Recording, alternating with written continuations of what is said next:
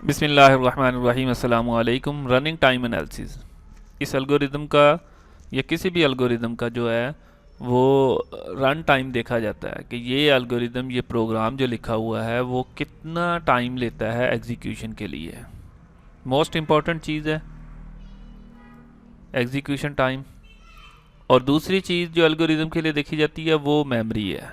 Time and space के नाम से ये दो पैरामीटर्स हैं। हम देखते हैं कि वो एल्गोरिदम टाइम कितना ले रहा है और स्पेस कितनी है। थर्ड भी और भी कुछ फैक्टर शामिल होते हैं। अब दो क्राइटेरिया हैं, वैसे आमतौर पे थर्ड भी आते हैं। इसको कहते हैं वर्स्ट केस टाइम और average case time. Worst case में क्या होगा कि ज़्यादा से ज़्यादा कितना टाइम ले रहा है। देखिए यहाँ 100 लोग हैं, ज़्यादा से ज़्यादा 100 लोग जो होंगे उनको ही पैसे देंगे हम, तो ये वर्स्ट केस है। 100 लोग ज़रूरतमंद निकालने हैं तो सारे ही निकल आएंगे, तो ये वर्स्ट केस टाइम होगा उसका। और एवरेज जो होगी या बेस्ट केस उसे कह देते हैं, हो सकता है एक ही निकले तो ये बेस्ट है।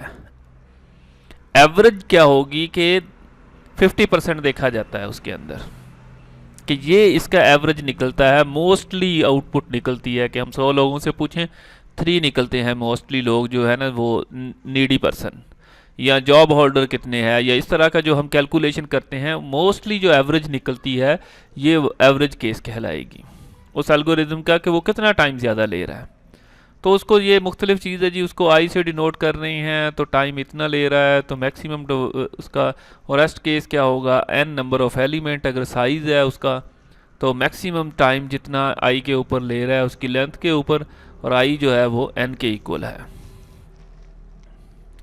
इसके अंदर प्रोबेबिलिटी साथ शामिल हो जाती है, पॉसिबिलिटी साथ शामिल हो जाती है। तो उसके लिए ये समीशन दे दिया है कि वो प्रोबेबिलिटी मल्टीप्लाई हो जितनी एक टीम के ऊपर बार बार निकालने के इक्वल आ रहा है।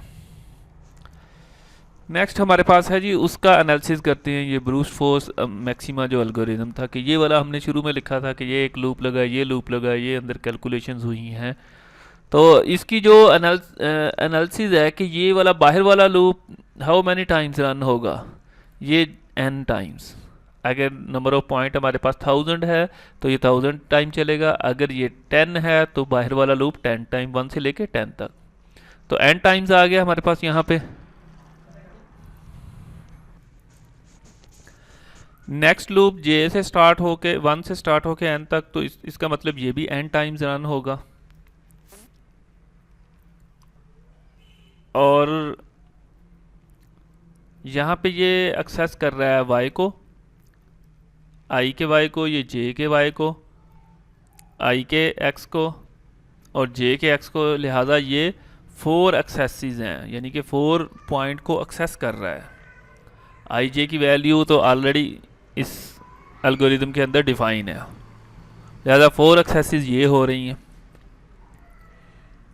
और ये आउटपुट के लिए भी 2 पॉइंट हैं, आई एक्स और आई वाई, ये 1 टाइम होता है। ये वाला जो लूप है ना यहाँ से शुरू होगा ये डू के अंदर, ये इफ़, ये देखें ये थोड़ा पीछे दिया गया है, तो लूप के अंदर सिर्फ यही वाला है, इसलिए ये लूप के अंदर है, ये लूप से बाहर है। और जब इसको लिखा जाता है तो हर अंदर वाला जो लूप है वो 1 टाइम पूरा कंप्लीट रन होगा, बाहर वाला सिर्फ एक दफ़ा एग्जीक्यूट होगा। नेस्टेड लूप को एक दफ़ा फिर अच्छे से समझ लें तो आपको इसकी एग्जीक्यूशन की समझ आएगी। तो इसको लिखा कैसे जाता है, तो पहले इंटरनल लूप को लिखा जाएगा। इंटरनल लूप को कैसे लिखेंगे, समीशन j 1 से स्टार्ट हो रहा है, ये देखिए अंदर वाला लूप 1 से स्टार्ट हो रहा है, मैक्सिमम कहाँ जा रहा है, n तक जा रहा है। और j के अंदर क्या चीज़ है, सिर्फ 4 एक्सेसेस, ये बार बार यही वाले काम हो रहे हैं, चेक हो रहा है, बार बार चेक करेगा और इस पर काम हो रहा है। ठीक है, तो इस मीन ये समीशन जो है 4 का लिया गया है। और ये जब सारी कैलकुलेशन होगी हर दफ़ा 4 + 4 + 4 + 4 + 4, क्यों, कब तक, आई जे 1 से लेके n तक। अगर n 5 है तो ये 5 टाइम्स 4 + 4 + 4, ये समीशन इसलिए लिखा हुआ है। और इसके अंदर फिर +2 कर देंगे। 2 कौन सा है, ये 1 टाइम एक दफ़ा चलता है, फिर वापस लूप उसके अंदर चला गया। ये जो देखें इफ़ है ये इस डू के अंदर है, ब्रैकेट्स नहीं लगाई हुई, वैसे ही बताया हुआ है कि ये इसके अंदर ये वाला लूप है। तो इस डू के अंदर जब फिर पूरा लूप है तो ये सारी वैल्यूज़ को यही वाला सारा काम रिपीट होना है इस बड़े लूप के अंदर, आई वाले में अंदर। तो आई 1 से लेके n तक जाएगा और ये वाले काम उसके अंदर रिपीट होंगे।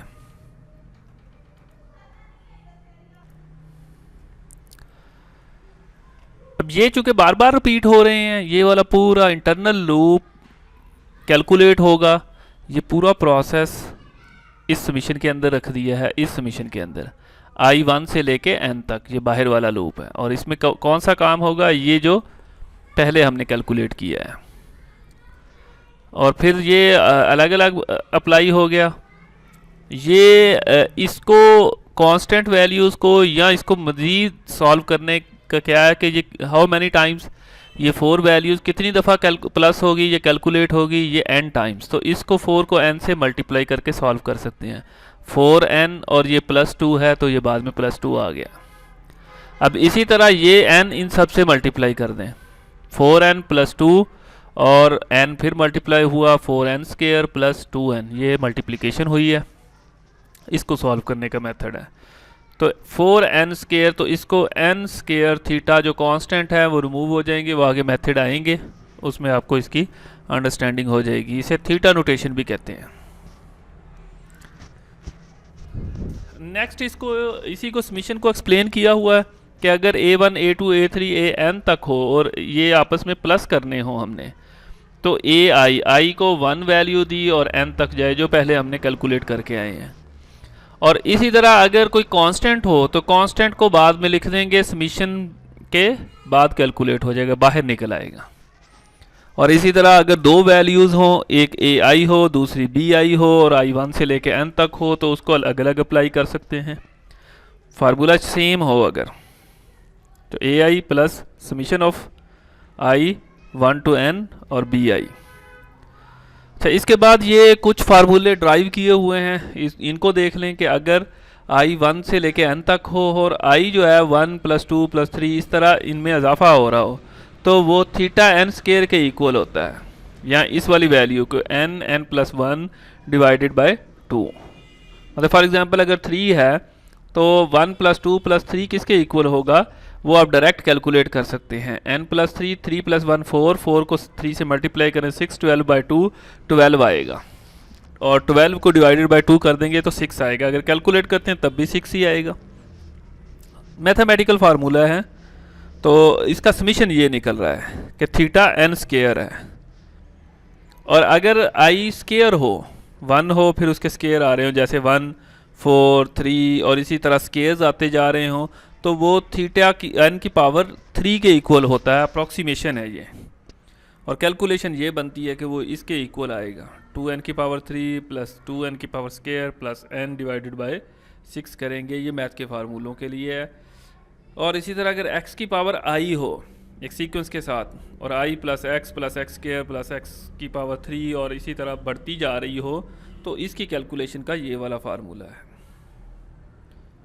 हार्मोनिक सीरीज़ n > 0 हो तो उसके लिए 1/1 + 1/2 + 1/3, तो उसके लिए क्या यूज़ होगा, उसके लिए log n ये वाला फार्मूला। अगर 1/i हो तो वो इसके इक्वल होता है अप्रॉक्सीमेशन के लिए। ये फर्दर यूज़ भी हो सकते हैं, या उसमें आ जाएंगे आपके ऑब्जेक्टिव के अंदर।